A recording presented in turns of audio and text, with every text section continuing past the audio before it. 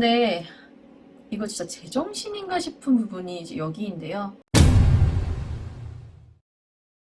1994년 11월경 일본 이바라키현 추쿠바시. 토우노라는 남성이 밤 10시쯤 차를 몰고 가던 중 저 멀리 길가에 쭈그려 앉아있는 듯한 사람의 형체를 보게 돼요. 그 형체와 점점 가까워지자 자신의 생각대로 웬 여자 하나가 길가에 쭈그려 앉아있는 게 확인이 되죠.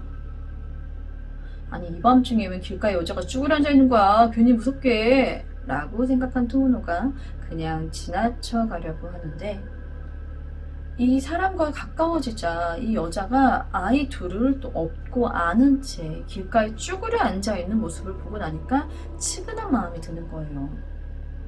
토우노는 차를 세우고 여성에게 묻습니다. 이 밤중에 여기서 뭐 하시는 거예요? 어디까지 가세요? 그러자 여성은 말없이 한 곳을 손가락으로 가리켰고, 토우노는 이 여성과 아이들을 차에 태워줍니다. 여성은 자신의 목적지를 계속해서 말없이 손가락으로 가리켰고, 마침내 그녀의 목적지로 보이는 듯한 집에 도착합니다. 그런데 이 집에 도착한 토우노가 놀랄 수밖에 없는 일이 생기는데요. 이 정체불명의 여인이 아이를 업고 안은 채 차문을 열지 않고 그대로 차에서 나와 벽에 스며들듯이 집으로 들어가는 걸 목격하게 된 겁니다.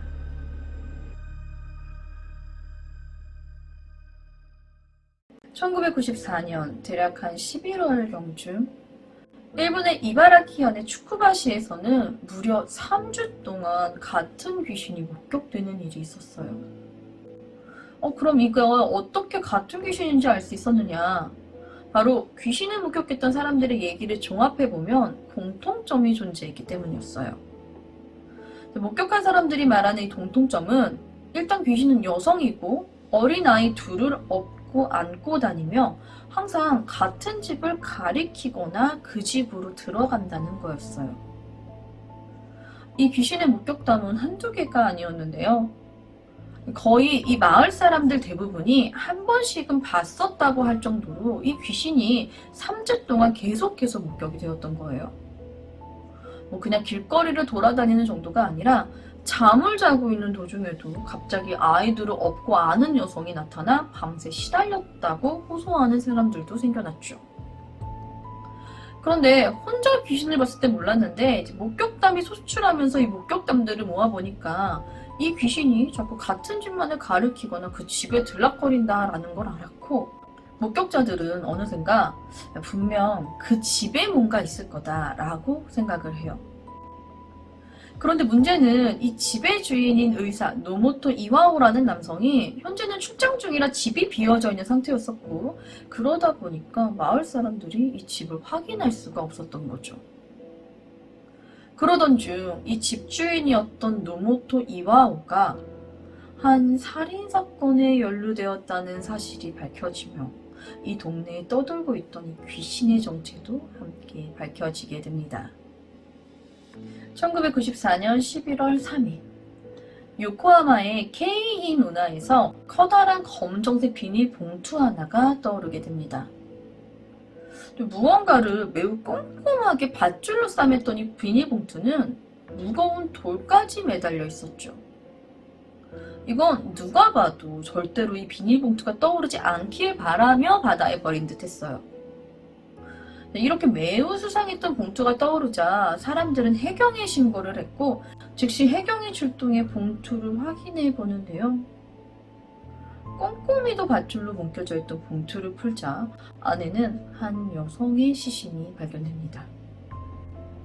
그리고 얼마 지나지 않아 이 부근에서 같은 방식으로 묶여진 또 다른 검정 비닐봉투 2개가 추가로 떠올랐고, 봉투 안에선 각각 2살의 여자아이와 1살배기 남자아이의 시신이 확인됩니다.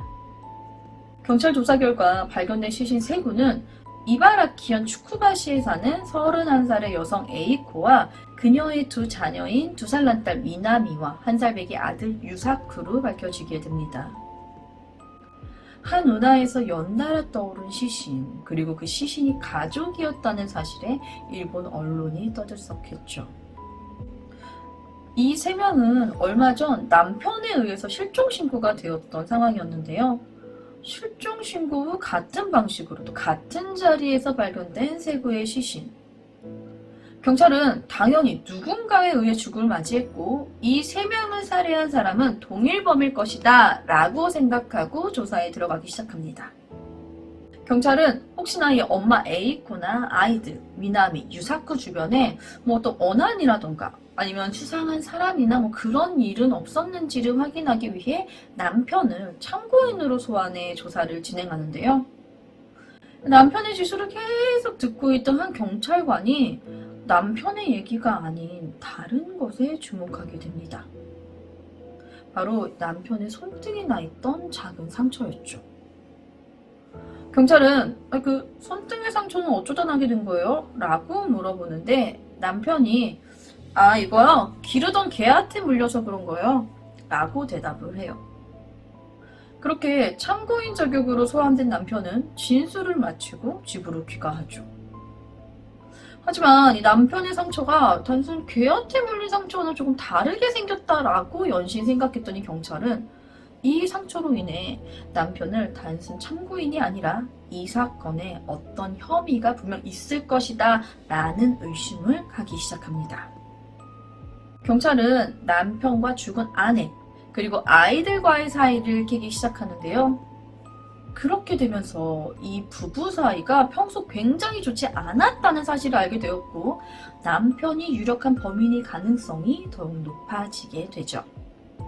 그렇게 계속 조사를 벌이던 중 죽은 아내 에이코의 일기장을 발견하게 돼요. 그리고 이 일기장의 내용 등을 토대로 남편을 신문하던 중 11월 25일 결국 남편은 자신이 아내와 아이들을 살해했고 이 시신을 요코하마의 케인 항구에 유기했다는 사실을 모두 자백하며 살인과 시신 유기로 체포됩니다. 남편의 이름은 노모토 이와오. 추쿠바시 이 동네 최근 3주 동안 귀신이 계속해서 가리켰다던 그 집의 주인이었죠. 그리고 동네를 떠들썩하게 했던 그 귀신의 정체, 그것은 바로 죽은 그의 아내 에이코와 아이들이었던 겁니다. 29살에 앞날이 창창했던 의사 노모토 이와오. 과연 그는 무슨 이유로 자신의 아내와 자식들을 살해하고 시신을 유기했던 것일까요? 남편 노모토 이와오는 의사였어요. 연봉이 1000만 엔, 그러니까 억대 연봉이었는데 이때가 1994년이었단 말이죠. 그때의 억대 연봉은 실로 어마어마한 연봉이었죠. 그런데도 불구하고 노모토는 항상 빚에 쪼들렸고 어떤 때는 예금 통장의 잔액이 몇천 원 정도밖에 없었던 달도 있었다고 해요. 아내 에이코는 가족들의 생활과 아이들의 양육, 그리고 남편의 빚을 갚는 일에 좀 도움이 되기 위해 낮에는 병원 연구소에서 사무직으로 근무를 했고 밤에는 술집에서 아르바이트를 했다고 해요. 그럼에도 전혀 생활이 나아지지 않았는데요. 그저 남편의 심한 낭비벽 때문일 거라 생각했던 에이코는 이 힘든 생활에도 가족의 생계를 위해 열심히 일할 뿐이었죠. 하지만 아내 에이코만 몰랐던 이야기가 있었습니다. 이바라키현 출신의 남편 노모토 이와오는 추쿠바 대학 의학부를 졸업 후 의사가 되었어요. 1990년 당시 25살의 노모토는 인턴으로 지내던 중 의사와 간호사로 이루어진 테니스 동호회에서 현재의 아내 에이코를 처음 만나게 되었는데요. 노모코보다 2살 연상이었던 에이코는 당시 27살로 간호사 일을 하고 있었고 이혼의 경력이 있던 돌싱이었다고 합니다. 사진으로만 봐도 굉장히 예쁜 외모의 에이코에게 노모토가 한눈에 반했고 노모토는 당시 사귀고 있던 여자친구가 있음에도 불구하고 에이코에게 상당히 적극적으로 대시하며 첫 만남 이후 한 2-3개월 정도 지난 시점부터 둘의 동거 생활이 시작되었다고 합니다. 뭐 그렇다고 원래 여자친구를 정리했느냐? 그것도 아니었어요. 그냥 계속해서 양다리를 걸치고 있었는데 A코가 임신을 하자 그제서야 원래 사귀고 있던 여성을 정리하고 A코가 결혼을 합니다. 자, 이렇게 보면 이제서야 정신 차린 것 같죠? 근데 아니었습니다. 결혼을 하고 나서도 노모토의 여성 편력은 전혀 나아지지 않았고 결혼한 지 겨우 한 달 정도 후쯤 다른 간호사와의 교제를 시작으로 다수의 여성들과의 만남을 계속해서 가졌죠. 10명이 넘는 여성과 바람을 피웠고 또 동시에 다수의 간호사와 관계를 갖기까지 하는데요. 노모토가 다른 병원으로 전근을 갔을 땐 그곳의 간호사들과 차례로 관계를 갖기도 했다고 합니다. 그러던 중 여기에 있는 한 유부녀 간호사가 마음에 들어서 아내인 에이코에게는 동거 후 지금까지 단 한 번도 선물을 사준 적 없던 노모토가 이 유부녀 간호사에게는 1,000만 원 상당의 선물을 주기도 했다고 합니다. 근데 이 유부녀 간호사한테도 금방 질려요. 1994년 4월 이 노모토에게 새로운 간호사 하나가 눈에 들어오기 시작한 거죠. 노모토의 얘기로는 집요하고 소유욕이 강한 지금의 아내 에이코와는 전혀 반대되는 여성이었다고 해요. 이 새로운 간호사와 불륜 관계를 가진 지 단 3개월 만에 아내 에이코에게 들켰고 에이코는 남편 노모토한테 네가 직접 그 여자한테 지금 전화를 걸어 라고 시켜요. 그리고 이 걸린 전화로 막 에이코가 따지고 있는데 상대 여자가 보통 내기가 아니었던 거예요. 오히려 나는 당신의 남편 노모토와 결혼을 하고 싶다 라고 얘기를 하는 거예요. 이 일로 에이코는 노모토에게 나는 당장 너와 이혼을 할 것이고 위자료 10억과 양육비 월 1,000만 원을 달라고 요구를 해요. 자, 그럼 이것 때문에 아내를 죽였느냐? 그것도 아니었어요. 남편인 노모토가 이때는 에이코한테 정말 내가 좋은 남편, 좋은 아빠가 될 거다. 나 기회를 한 번만 달라면 싹싹 빌면서 이 상황이 일단락돼요. 그런데 이 자식이 불륜관계의 간호사에게는 또 나 금방 내 아내 에이코랑 헤어지고 너랑 결혼을 할게 라고 약속을 했다고 합니다. 그렇게 시간이 한 달 정도 지났을 즈음 아내 에이코가 우연히 남편의 그동안의 빚이 남편이 간호사들과의 불륜관계로 인해 생긴 빚이라는 걸 알게 돼요. 그동안 수많은 외도를 저지르면서 상대에게 비싼 선물을 해왔고 심지어 지금 만나고 있는 이 불륜관계의 간호사한테는 비싼 아파트를 사주게 되며 어마어마한 빚더미에 안게 됐다는 사실을 알게 된 겁니다. 내 남편이었고 우리는 부부이기 때문에 당연히 남편의 빚을 함께 갚아야 한다 생각하며 밤낮 없이 일했던 에이코는 그동안 자신이 갚아온 빚이 내연녀에게 바친 선물과 또 내연녀가 살고 있는 저 고급 아파트였다는 사실을 알게 되자 분노가 극에 달했고 큰 부부싸움이 일어나게 됩니다. 자, 여기까지가 아내 에이코의 일기장 내용을 바탕으로 한 이야기라며 지금부터의 이야기는 아내와 자식들을 살해한 남편 노모토의 진술을 바탕으로 한 이야기입니다. 1994년 10월 29일 새벽 5시경쯤이었다고 해요. 앞서 말했던 일로 부부싸움이 일어났죠. 너무나도 화가 난 에이코가 어쨌든 부엌 칼과 로프를 꺼내 야 차라리 이걸로 날 죽여! 라면서 스스로 로프를 목에 감고 소파에서 뛰어내리는 등의 행동을 했다고 해요. 노모토는 에이코의 흥분을 가라앉히기 위해 최대한 애를 썼는데요. 이때 에이코의 입에서 나온 한마디. 당신이 일하는 종합병원의 병원장에게 가서 당신과 그 내연녀의 관계를 폭로할 거야. 다시는 너 의사 못하게 할 거야. 라는 말에 순간적으로 화가 치밀은 노모토가 아내의 목에 감겨져 있던 이 로프를 잡아 당겼고 손으로 입과 코를 막아 살해했다고 합니다. 그때 시각이 새벽 5시 30분경. 아내를 살해하고 난 후 잠시 멍해져 있던 노모토가 잠자고 있던 아이들을 보니 순간 아버지가 살인자가 되어서 감옥에 가게 되면 애들의 생활도 불행해질 텐데 그래 차라리 내 손으로 죽이는 게 낫겠다 라는 생각이 들었고 그 생각을 실행에 옮겼다고 합니다. 그리고 아침이 밝자 남편은 일단 병원으로의 출근을 위해 이 세구의 시신을 집에 놔둔 채 밖으로 나섰고 저녁에 퇴근한 후부터 이 시신 처리를 시작하는데요. 각각의 시신을 커다란 검은 비닐봉투에 넣어 잘 매듭 짓고 차 트렁크에 싣고 집을 나섭니다. 근데 이거 진짜 제정신인가 싶은 부분이 이제 여기인데요. 시신을 유기할 장소를 찾다가 좋은 장소를 찾았나봐요.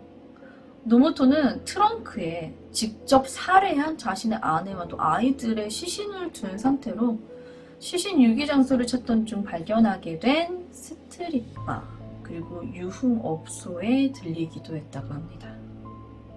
그렇게 자신의 욕구를 해소하고 난 후 유기 장소를 다시 찾아다니다 요코하마의 케인 운하에 도착해 이 꽁꽁 싸맨 비닐봉지에 다시는 떠오르지 못하도록 무거운 돌을 매달아 바다에 차례로 던져 가라앉는 것을 확인하고 집으로 돌아옵니다. 그리고 그 다음날 자신의 내연녀인 가노사와 홋카이도로 갈 여행을 예약하고 돌아오는 길에 아내와 아이들의 실종 신고를 합니다. 그러니까 이게 이유였어요. 너랑 뭐 이혼할 거고 위자료 10억 양육비 매달 1,000만원씩 내놔 막 이런 말에도 막 싹싹 빌면서 상황을 무마시킬 만큼의 이성적이었던 사람이 병원 원장한테 너랑 내연녀 다 밝히고 너 다시 인사는 못하게 해줄 거야 이 말 한마디에 이성을 잃고 아내를 살해 또 이후 불행하게 살 아이들이 걱정돼서 살해를 했다는 거예요. 노모토 체포 이후 검사 측은 당연히 남편 노모토에게 사형을 구형했죠. 그런데 노모토가 나는 우발적인 범행이었다는 점을 계속 주장하는 거예요. 그때 에이코가 나를 극단적인 상황까지 밀어넣었고 순간 내가 이성을 잃고 그런 행동을 하게 되었다라는 거죠. 그런데 이 사건 우발적이라고 하기엔 조금 이상한 점이 있었어요. 시신을 부검하던 중 한 살 배기의 아들인 유사쿠의 위장에서 초콜릿이 발견된 거예요. 일반적으로 이 초콜릿이라는 게 조금만 열이 가해져도 되게 잘 녹는 물질이잖아요. 이 초콜릿이라는 게 위장으로 들어가게 되면 거의 1시간 정도 만에 소화가 다 돼버린대요. 그럼 아들 유사쿠는 초콜릿을 먹고 1시간 이내에 살해되었다라는 얘기가 되는 거죠. 하지만 남편 노모토의 진술에 따르면 아이들을 살해한 건 새벽 한 6시에서 8시 사이였다고 했단 말이에요. 애들은 자고 있었고. 자, 그럼 상식적으로 대체 어떤 부모가 이 새벽에 자고 있는 애들을 깨워서 초콜릿을 먹이고 다시 재우겠어요. 더군다나 죽은 아내 에이코의 한 지인이 이런 증언을 해요. 에이코가 죽기 하루 전날인 10월 28일에 내가 에이코의 집에 방문을 했었는데 나랑 한창 얘기하던 중에 아들 유사쿠가 초콜릿을 먹는 걸 봤어요. 그게 한 오후 7시 반쯤이었고 이후 내가 한 8시 정도가 돼서 집에서 나왔는데 그때 마침 돌아오는 남편 저 노모토 씨를 봤었죠. 라고 말이죠. 자, 그러면 이 증인의 말대로라면 아내와 자식을 살해한 날이 10월 29일이 아닌 하루 전인 10월 28일이고 살해한 시점은 오후 8시에서 8시 30분 이내의 짧은 시간이라는 건데요.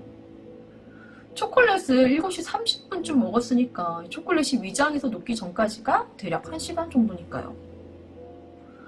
이 짧은 시간 동안 저렇게 큰 부부싸움과 또 우발적으로 감정이 격해질 정도의 시간이 되었다는 거죠. 오히려 남편이 퇴근하고 집에 돌아올 때부터 이미 아내와 아이들을 살해할 계획을 가지고 돌아왔을 개연성이 더 높다라고 보인다는 겁니다. 이상한 점은 한 가지 더 있었는데요. 시신을 꽁꽁 묶었던 이 비닐봉지에 끈에서 2개는 같은 매듭이었는데 하나가 다른 방법으로 묶여졌다는 겁니다. 그런데 다른 방법으로 묶여진 이 한 개가 굉장히 특이한 형태의 매듭이었는데 이 매듭법을 일본에서는 타와라 무스비라고 한대요. 주로 쌀가마니를 단단히 묶을 때 짓는 매듭법이었는데 이게 되게 오래된 방식이라 당시 이 사건을 취재하던 취재진이 농촌에 가서 농부한테 이렇게 묶는 법 아냐고 물어보니까 이거는 우리 아버지 때는 아는 방식인데? 라면서 이 끈을 한번 묶어보는데 옆에 있던 나이 든 어르신이 농부한테 야 틀렸어! 라면서 직접 묶는 시범을 보였다고 해요. 그러니까 지금 세대의 농부들마저도 잘 모르는 정말 오래된 방식의 매듭법을 당시 29살밖에 안 돼. 그것도 공부만 하던 의사가 알 수 있었겠느냐는 겁니다. 아니 뭐 축구밭이 농촌 출신이니까 어렸을 때 배웠을 수도 있겠지 싶었지만 중요한 건 현장 검증 당시 비닐봉지에 싸서 묶는 걸 재현할 때에도 노모토는 이 타와라 무스비가 아니라 그냥 일반적인 매듭 방식으로 묶었다는 겁니다. 자, 이 두 가지로 인해 남편의 살인은 우발적이 아니라 계획적이었고 그의 살인이 시시유기에 분명 누군가가 함께했을 것이다 라는 강한 의심이 들 수밖에 없는데요. 이런 부분들이 남아있음에도 불구하고 1996년 2월 요코하마 지방법원은 범행이 계획된 것이 아니었으며 부부 생활의 파탄이 아내 에이코에게도 원인이 있다며 피고 노모토에게 무기징역을 선고합니다. 사형을 구형했던 검사 측에서는 무기징역을 받아들일 수 없다며 항소하게 되는데요. 이때 노모토의 대학 시절 친구와 병원의 상사, 동료 및 환자들이 노모토는 평소 친절하고 온화한 성격의 소유자였다고 증언하며 3천여 통에 달하는 가명 탄원서가 주류이었고 결국 1997년 1월 30일 도쿄 고등법원은 원심을 확정하고 항소를 기각하며 무기징역을 확정. 현재까지도 노모토는 교도소에서 복역 중이라고 합니다. 이번 이야기는 추쿠바시 모자 살인 사건이었는데요. 탄원서도 되게 어이없죠. 3,000통이면 모르는 사람들도 감형해달라면서 탄원서를 제출했다는 건데요. 이게 아내 에이코가 빚을 갚으려고 밤에 술집에서 아르바이트를 했었잖아요. 그러니까 이 사건이 알려지게 되면서 아내 에이코는 술집에서 일하는 여성이며 사치스럽고 방탕한 생활을 즐긴 여성으로 처음 알려지게 됐었다고 해요. 사실 이 사치스럽고 방탕한 것도 남편이 외도로 빚을 졌다는 사실을 알고 그동안 자신의 삶이 너무나 후회스러워서 난 더 이상 남편의 빚을 갚지 않고 내가 벌어온 돈으로 아이들하고 나한테 돈을 써야겠다라고 했었던 거거든요. 근데 그 생활도 길지 않았죠. 얼마 안 돼서 살해됐으니까. 하지만 잠시 동안의 이런 일탈로 모르는 사람들 사이에서 에이코는 방탕하고 사치스러운 술집에서 일하는 아내로 그려졌고 마치 이런 여자와 결혼 생활을 했던 주변 사람들에게 매우 평판이 좋았던 남편 노모토를 동정하는 여론이 생겼던 거죠. 끝으로 이 추쿠바에서 3주 동안 이어졌던 귀신 목격담도 이 노모토가 잡히면서 더 이상 들리지 않게 되었다고 해요. 귀신 목격담 관련된 얘기가 되게 많아요. 우유 배달부가 새벽에 우유 배달을 하는데 그 집 앞을 지날 때면 항상 한 여자가 아이 둘을 업고 그 집을 통과하면서 왔다 갔다 하더라. 누구는 자기 아기가 한 일주일 정도를 밤늦게까지 안 자고 자꾸 누구랑 노는 것 같아 보여서 너 잠도 안 자고 뭐하고 있어? 라고 물어보니까 저기 아기 2명 안고 있는 아줌마가 매일 밤마다 나랑 놀아준다? 라고 했단 얘기도 있고 3주 동안 거의 모든 마을 사람들이 봤다고 하니까 목격담도 정말 어마어마하겠죠. 츠쿠바시에 3주 동안 목격된 의문의 여자와 아이 귀신 그리고 그 귀신이 가리키던 노모토의 지혜. 그 귀신은 아마도 자신들을 살해한 건 저 집에 살고 있는 노모토라는 것을 알려주고 싶었던 에이코와 그녀와 아이들 미나미와 유사쿠가 아니었을까 마을 사람들은 생각한다고 합니다. 1994년 11월 3일 일본 요코하마 케이 누나에서 떠오른 검은 비닐봉지. 그 안에 들어있던 세 구의 시신은 추쿠바시에 살고 있던 엄마 에이코와 그녀의 아이들로 밝혀집니다. 경찰의 조사 끝에 남편의 불륜 사실이 알려지며 이 부부가 큰 싸움을 했고 이때 남편이 화를 참지 못하고 아내와 아이들을 우발적으로 살해, 시신을 유기했다는 것이 밝혀졌고 남편 노모토가 범인으로 붙잡히게 되는데요. 시신 부검 결과와 시신을 유기했던 검은 봉지의 매듭에서 그의 범행이 단순 우발적이 아니었으며 공범이 존재하는 것이 아니냐는 많은 의문이 남았지만 결국 우발적 살인과 단독 범행으로 마무리 지어져 버린 추쿠바시 모자 살인 사건의 이야기는 여기까지입니다. 저는 뉴스패치의 유스였습니다. 감사합니다.